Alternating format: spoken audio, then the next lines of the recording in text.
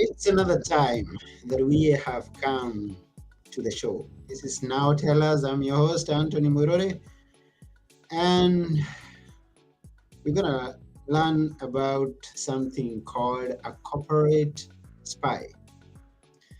At Now Tell Us, we always have guests come and tell us stories. They come and inspire us, teach us something new. And it's always a great time we have here with the guests. And saying always, that means even today is going to be a great day, an interesting day, where we learn about being a corporate spy. I'm eager to find out what that is. And if you are as eager as me, then why not join me as we go and meet our guest today, who is known as Robert Kerbeck, being a corporate spy. Here we go.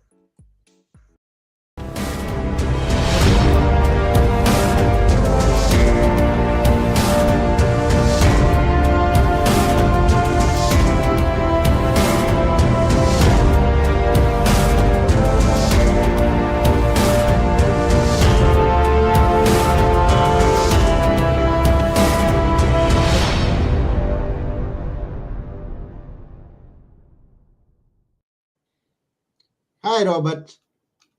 Hey, Anthony. Welcome to Now Tell Us. Well, thank you for having me. Yeah, it's a pleasure having you here. Yeah, well, we're on opposite sides of the world. You're in Greece and I'm in Malibu, California. Yeah, it's quite a distance, but then thanks to technology, we are talking as if you are next to me. That's right. I know. It's pretty amazing. It really is. I don't take these things for granted. Yeah, the world has really changed from days gone by. I remember when I was growing up, it's only a radio that we used to go and listen. That small battery operated thing, and when we used to Uh, hear about football, about the news going on somewhere. And then when we grew older, we started enjoying some interesting movies and series. right.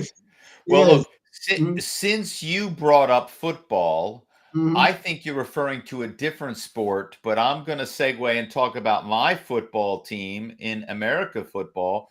The Philadelphia Eagles, my hometown team, are Mm-hmm. playing in the Super Bowl on Sunday. And since we're live, I hope we have some Eagles fans watching and listening. Fly, Eagles, fly. Yeah, and yeah, we talk about football. When I say that to an American, he understands soccer. No, Right. I Yeah. understand soccer. You understand something different. Right. Uh, Tackling one another down, and Yeah, that's right. Yeah. it's always interesting. Now, I used to love one series called Kojak. And Kojak, sure. Kojak. It was investigative, if I remember well. Yeah. Yeah, Uh, I guess he was a private eye, or he was a yeah, cop. Maybe he was a cop, but then he was a detective, I guess. Yeah. yeah, he was a detective, and so many things used to happen. And so I'm fascinated by interesting thing, finding out something that I don't know, something Mm. coming to my presence that I was not expecting is not going to happen, and many things take people to go and find out something that the world does not know. Mm. And then there comes a spy who is sent somewhere to find out things that we want to know, but they are hidden from us. Right. And that's what you've been. How did Correct. that? How come to be? And please tell us a bit about that. Well, we all know the Russians spy on the Chinese and the Chinese spy on us. In the news recently, there was this giant, the Chinese said it was a weather balloon, and the Americans said it was a spying, device, and they just shot it down over the ocean, right? So we're not really surprised by that. Hmm. But what we are surprised to learn is that major corporations are spending a tremendous amount of money each and every year to spy on each other, right? Mm, And you brought up football, and whether we think about it as soccer or I think about it as American football, we know people in sports are very competitive, right? Everyone Mhm. wants to win. Everyone wants to win the championship. Well, the corporate world is no different, and it is cutthroat, and it is dog eat dog, and it is ultra competitive. And so corporations are willing to do anything they can to learn secrets about their top rivals. And how do Mhm. they do that? They hire spies. And that's what I did. And that's the subject of my book. I have a book out about it. It's called Ruse, and the publisher basically told me that it's the only book ever written by a corporate spy. And they were shocked to find out. A lot of people don't even know this exists, and they don't know all the crazy shenanigans that spies do to get this kind of secret, private information. But that's what I reveal in the book. Is that something that has always been there from way back, or is something that came up because everything I mean, many things are coming up on a daily basis, new things. So is this a profession that has been there, if I may call it that? Yeah, no, I think corporate spying has been around, from the beginning. I mean, this is a kind of a funny example, but the first person that invented the wheel, right? Somebody else saw that and stole that idea, right? Mhm. And corporate spying is obviously that's a simplistic analogy, but corporate spying is you know looking at and studying your competitors, Mhm. and finding ways to learn what they're doing, what their products are, how they're pricing their product. Are they hiring? Are they firing? Who are their top people, right? Mhm.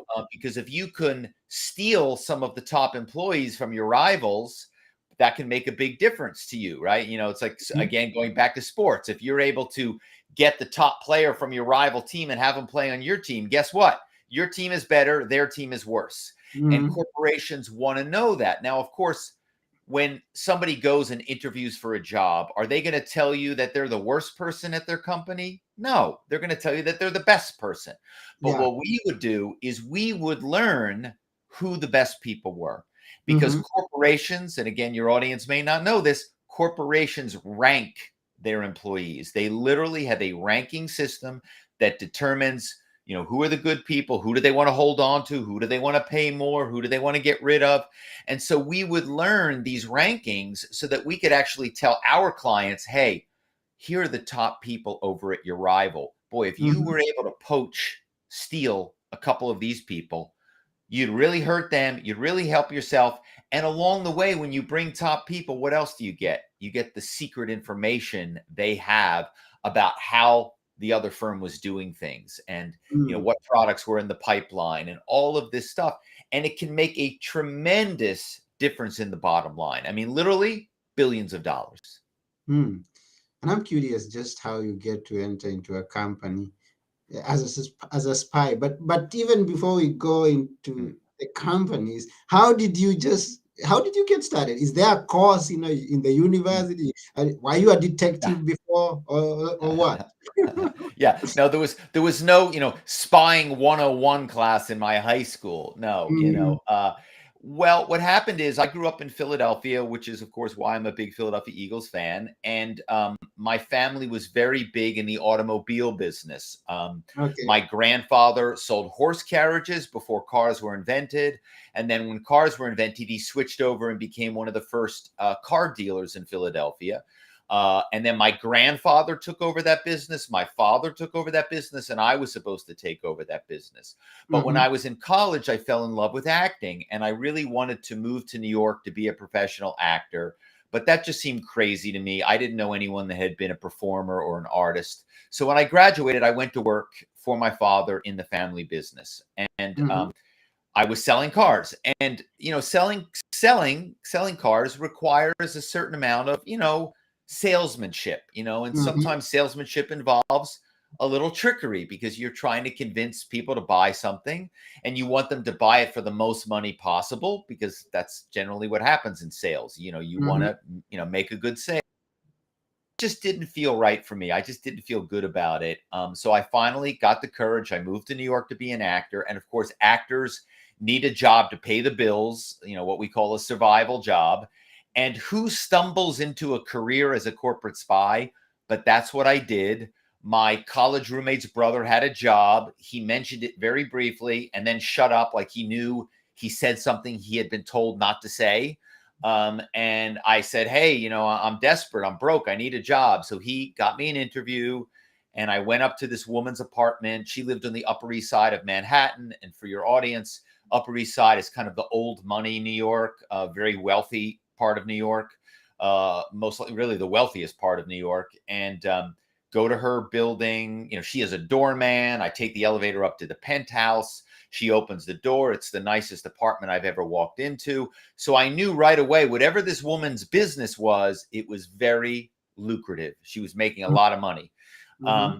And we have a very strange interview. She doesn't ask me any questions about my skills, doesn't tell me anything about the job.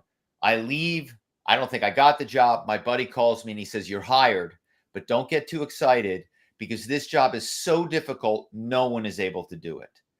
And the next day I went and to an apartment where the woman who had the firm had a woman who worked for her. And she began to explain to me that the woman only hired actors to do this job because we were creating personas, voices, characters, so that we would trick people inside major corporations into telling us secrets that they should never, ever tell us. Mm-hmm. And that was the beginning of my training as a corporate spy. Oh, okay. So you don't get to go into the companies as an employee, one of them. So how do you In do? the beginning, what we did is we would go to events, bars, conferences where we knew a certain company would have their employees. But what we learned very quickly was using the telephone to call people and pretend to be executives in their company and pretend to have some relationship to their company. That ended up being far more advantageous for us to get secret information because the anonymity, because somebody calls you on the phone, they can't see you, right? And if they believe that you are who you say you are, and if you've done your homework and you have a good story, and you can imitate the voice of an executive, or you can do accents from people in different offices all over the world, because remember, these are big companies. They have offices in Tokyo, in London, in Frankfurt, in Dallas, and all over the world. So you could be anywhere. You could Mm-hmm. be an executive in a different office, and people would go, "Oh, I have the head of Europe on the phone. Oh, hey, head of Europe. I've heard of you, but I've never spoken to you. So nice to meet you. What's going on?" And of course, we tell them there's some emergency, there's some crisis. We need certain information because we have to file a report with the regulators or whatever story we've come up with based Mm-hmm. on a lot of research, because we would make sure that these stories, which were, of course, made up, but the stories were so believable that the people on the other end of the phone would go, oh, well, of course, this makes sense. Sure. How can I help you? Mm-hmm. What do you need? And we would take advantage of that. And we would take advantage of, in the corporate world, people are trained to be what? A good teammate, Yeah. right? They're Mm-hmm. trained to help out, right? So if the Europe office has got a problem, or if the US office has whatever the problem is, how can I help you? What do you need? And Mm-hmm. sometimes they'd go, well, wait a second, this doesn't make sense that you would need this information in Brussels, or you would need this information in San Francisco. But they, okay, I guess there's something. And they would tell you, because most people don't want to cause waves. Most people don't want to go, hey, wait a second. How do I know you are who you say you are? I don't believe you. Some people would, but most people wouldn't. Mm-hmm. Most people would go along and would end up giving us, incredible amounts of private information. And then you sell the information over, or rather, the bulls will sell the information over. Correct. Very Correct. okay. And now I'm thinking, because I've been hearing this story, and we have always been hearing about this story. I don't know whether you could name companies, maybe not, but I keep hearing of this secret recipe that is of Coca-Cola. Has there? Ah, yes. I've got it right here in my pocket. I can't read it to you on the air, but it's right here in my pocket. Okay. No, yeah, no. Look, and that's a great example of kind of one of the secrets that people talk about. Mhm, But just to give you an idea about how important secrecy is to mm, corporations. So right, so supposedly the secret ingredients or the recipe for Coca-Cola is kept in a safe, right? mhm, Well, as another example, Steve Jobs, right, who was the legendary CEO of Apple, mhm, um, he was so adamant about corporate security and privacy that he told his employees who were instructed to never talk about anything to do with Apple products, the development of the products, the timeline of the release of products, the features of products. He said, if you talk about it, forget about getting fired. You're going to get fired. But even more than that, we're going to prosecute you. We're going to mhm, sue you. And so Apple is probably, in my opinion, the company that protects their secrets the best in the world in terms of corporation. They are the best at it. Most mhm, corporations are nowhere near as good as that, and they do not protect their secrets. And of mhm, course, today we live in an era where we have a lot of cyber crime and we have ransomware attacks. And so a lot of these corporations that aren't that good at protecting their secret data also aren't that good at protecting their systems. And now they're getting attacked in these ransomware attacks, right? mhm, And one of the things I do now is I advise corporations on how not to fall victim to ransomware attacks. Because obviously, as a former spy, I know a lot about the tricks that spies use to get inside companies, whether mhm, it's via what I call rusing phone call, whether it's a phishing email or text. It's all the same thing designed to get people to give information, to click on links that they should not click on. All of these things create problems for corporations, and sometimes $1 million problems, sometimes multi-million dollars, and even potentially billions of dollars. mm. And things are changing on a daily basis. Today comes from a click, and so they tell us you're going to protect this, maybe using your face, your Yeah. fingerprints. You're going to protect it using a third device that is somewhere in the. It's crazy. It's getting crazy. Where are we heading? It's I'll tell you where we're heading. It's going to be it's getting far worse every day. So 80% of ransomware attacks, right? And you know what a ransomware attack is I basically, my little gang of spies shuts down your systems, shuts down your network, shuts down your server, so that you can't operate, right? Mhm, Or I threaten you that I'm going to shut it down so that you cannot operate. And I say, hey, if you don't want me to shut you down, if you want this, here's what you're going to have to pay me, right? So in those ransomware attacks, 80% of the time, 80% of the time, no one is caught and no money is recovered. So 80% of the time, the ransomware gangs get away with no consequences whatsoever. Now mhm, think about crime. If 80% of, major, 80% of murders went unsolved, right? Or 80% of robberies went on, it would be, people would be up in arms and they'd be, saying we need to have more police and we need to have more security and we need, 80% of ransomware attacks, basically the people get away with it. And until mhm, that changes, until ransomware attacks result in the money they don't get the money, they get arrested, they're going to continue and they're going to get worse. And so I tell people all the time, because corporations aren't the only victims, right? Individuals can get phished and scammed and hacked too. I'm sure everybody that's listening right now has gotten a phishing email, a phishing text, a phishing phone call. And a lot of them are very good. A lot of them look legitimate. And it's very easy to fall victim and click on something. And now you're in trouble. Now you've mhm, clicked on something. They've, now spyware has been installed on your computer. Now they can see this, they can see that, they can shut you down, they can view your banking information, whatever. Right. mhm, And so I tell people all the time that you've got to, I have a 30-second rule. When you get a funky email, a strange looking email, text, phone call, don't do anything. Don't do anything for 30 seconds. Don't click on anything. Don't open anything. Don't forward anything. Don't do anything for 30 seconds. Put the device down, shut your laptop, walk away, and think about it for a second. Just think Mhm. before you, oh my God, somebody hacked my bank. Oh my gosh, I better click on. Now you clicked on it.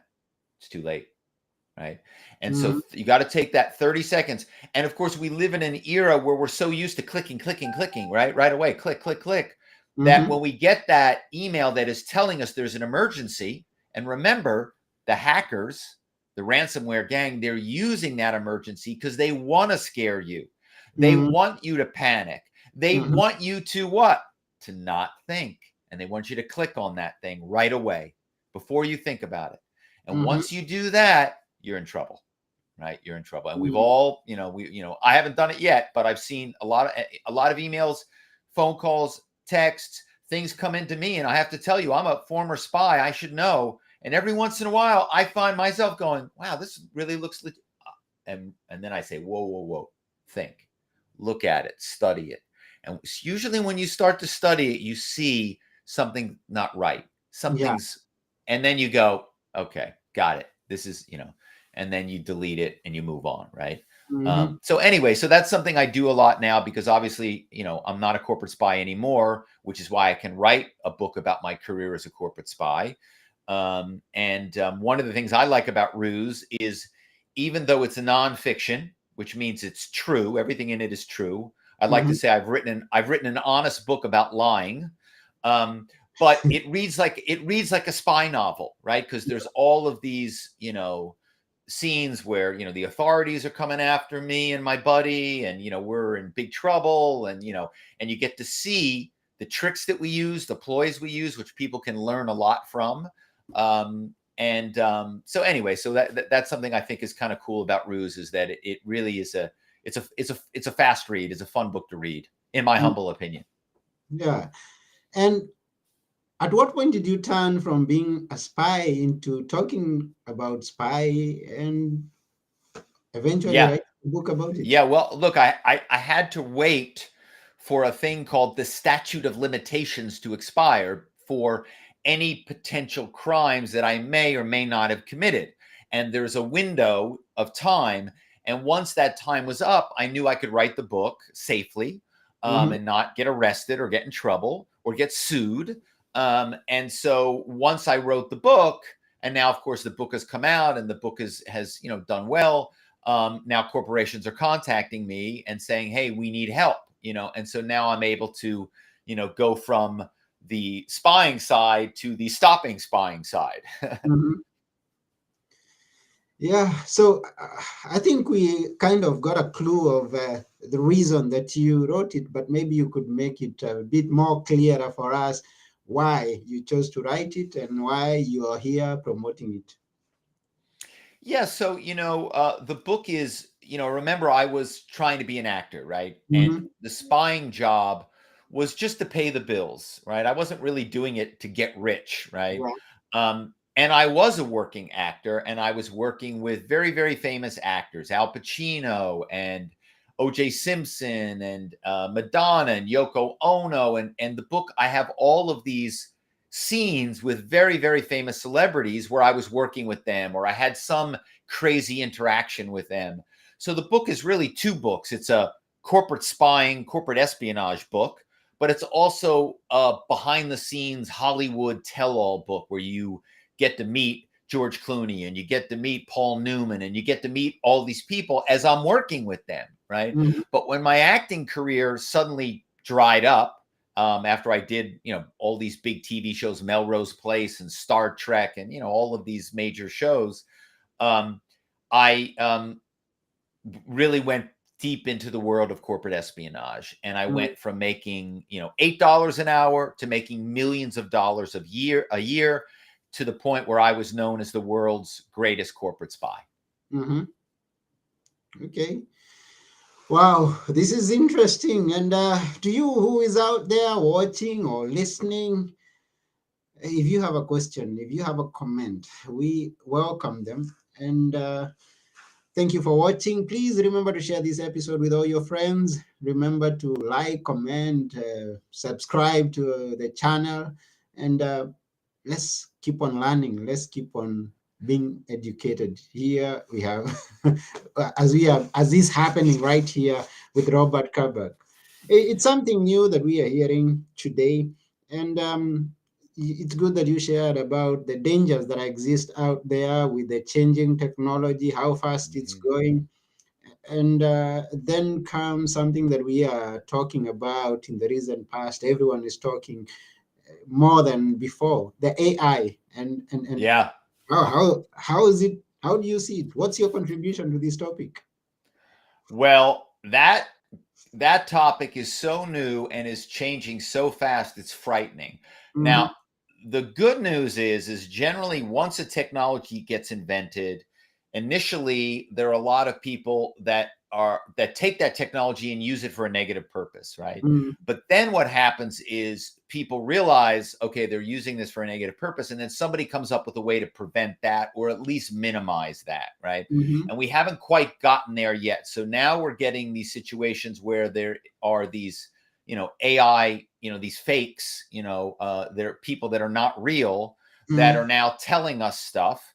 Now, the stuff that they're telling us, uh, because it seems like it's a real person, the tendency can be to believe it, right? Because you're like, oh, well, this person is saying this and they're telling us this story about this or that. And oh, okay, well, that's what they believe. And then of course you realize if it's AI, it's fake. So mm-hmm, it's somebody creating this fake person because they're trying to get us to believe something. So whether it's misinformation or whether it's some sort of scam or ploy or ruse, they're using AI to trick people in some way, shape, or form. And mm-hmm, so again, it's going to require people. There's an expression.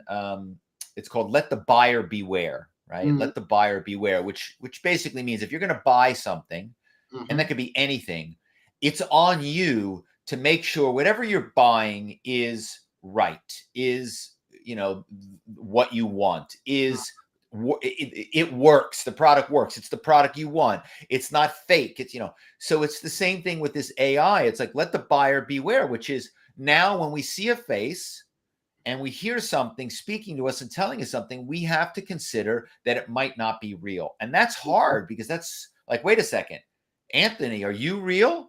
Robert, are you real? Like, how do we know who's real? And that's a really frightening thing. And it's kind of the first time, in history where we can actually see someone talking to us and it might not be real.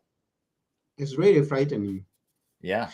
There's a creep that is doing the rounds that is purportedly coming from your president, talking about some sensitive issue, and you look at it and you see, yeah, he's the one who's talking, and Yeah. like 70% of the people who are seeing that creep are believing that it's him who is Mm, giving that address, and I I'm know. just whoa, this I is know. because the sound is his, Yeah. the lip movement is going together with this with whatever he's saying, but I am Yeah. looking at it closely and I'm saying no, this is not him. He's not him addressing this issue. Yeah. It couldn't be. Yeah. I know. And imagine now if you had somebody in some position of power, which obviously Mhm, the president of the United States is, but now that person is telling people to do something, right? mhm, So, I want you to go out right now and attack this, or I want you to go out and do, and if 70% of the people believe that to be real, now maybe half of that number now go out and do this action, mhm. which of course people should, so it really does create a kind of a frightening situation. But I do believe that there's going to be a lot more ways of recognizing AI, and people are going to start implementing ways to recognize it, to verify it, and I hope it happens soon. Yes, let's hope it happens soon. Now, before we go, maybe tell us a few things that we might have missed in this discussion that we should leave going. I mean, knowing what a corporate spy is all about. And yeah, tell us a few. Yeah, yeah. I mean, look, again, corporate spies are, no corporation is going to tell you that they hire spies, right? Mm-hmm. Because they want to have plausible deniability because they don't want to get in trouble if one of their spies gets caught. And Yeah. so corporations usually, or almost always, are hiring spies through a shell company or through an intermediary company, so that they can go, oh, well, we didn't hire this. We didn't hire Robert. We didn't hire this person. But I'm here to tell you that corporations, I can't tell you everyone hires spies, but I'm going to tell you everyone hires spies. And so when you see the CEO of this major publicly traded company and you see them on CNBC or you see them on television and they're talking about corporate ethics and accountability and blah, blah, blah, I'm telling you that that person is going to go into a meeting an hour later and be talking about what information the spies got on their top rivals, because there is so much money at stake in these corporations. For these executives, remember, they get $1 million bonuses, multi-million-dollar bonuses based on their revenue, based on their company's stock price, right? So it is, and by the way, if they don't make money for their company, not only do they not get a bonus, what happens? They get fired, right? Mm-hmm. And so the level of competitiveness, people on Wall Street, people in the tech world, Silicon Valley, people in the pharmaceutical industry, people in the industrial industry, extremely competitive.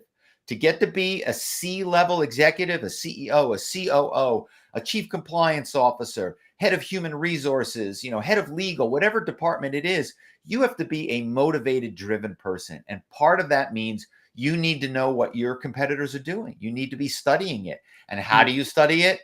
You hire corporate spies. And so I think for your listeners, you just need to be aware of that.